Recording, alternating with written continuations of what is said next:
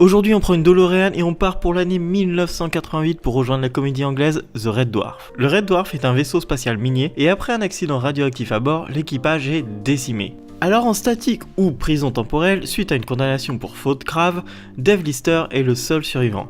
Il est resté en stase pendant 3 millions d'années sans que le temps n'ait d'effet sur lui, jusqu'à que les radiations reviennent à un niveau acceptable sur le vaisseau. Lorsqu'il se réveille, il est alors le seul humain sur le vaisseau, mais il rencontre plusieurs entités. Arnold J. Rimmer, son supérieur, est un hologramme incompétent, sournois, égocentrique et arrogant. Une réplique de la série le résume parfaitement. Il est aussi inutile qu'un distributeur de capotes au Vatican. Il y a aussi Kat, une créature humanoïde ayant évolué à partir du chat de Lister, fashion victime du kitsch et toujours à la recherche d'une femelle. Il a gardé toutes ses habitudes de chat et il est aussi bête que l'animal. Ensuite, on trouve Oli, l'ordinateur de bord avec 6000 de QI qui comprend jamais rien et qui fait des blagues bien trop évoluées.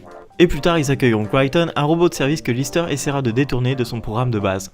Leurs aventures de 30 minutes tournent autour de phénomènes physiques théoriques tels que les trous blancs ou les échos du futur. On se retrouve aussi à chasser du polymorphe, on apprend que la chance est un virus autant que la folie, on tombe sur une terre où tout ce qui se passe est à l'envers type rembobinage, on change le passé en intégrant des photographies, et on rencontre l'alter ego d'une autre dimension de Rimmer, Ace Rimmer. What a guy. Grâce au pitch de départ, la série n'est pas coincée dans une seule sphère artistique, au contraire, elle est capable de créer n'importe quelle situation avec une bonne excuse au final. Il y a quand même un épisode qui commence par une comédie musicale, mais c'est tout à fait normal. Ces intrigues sont parsemées d'humour à l'anglaise, de vannes très pointues et d'expériences diverses de la colocation dans un vaisseau spatial avec des personnages qui n'ont pas la lumière à tous les étages. Je pense que c'est l'inventivité de chaque épisode qui m'a le plus impressionné. On sent l'inspiration des Monty Python et les fans de Terry Pratchett apprécieront très fortement.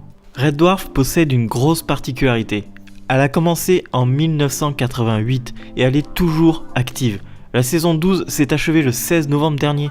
Il y a donc d'énormes gaps temporels entre les saisons, mais la qualité de la série n'a jamais chuté. Red Dwarf est un vrai régal pour tout fan de science-fiction. Elle est truffée de surprises et tient largement la comparaison avec les séries comiques du moment. Elle n'a pas mal vieilli et mérite amplement le statut de série culte.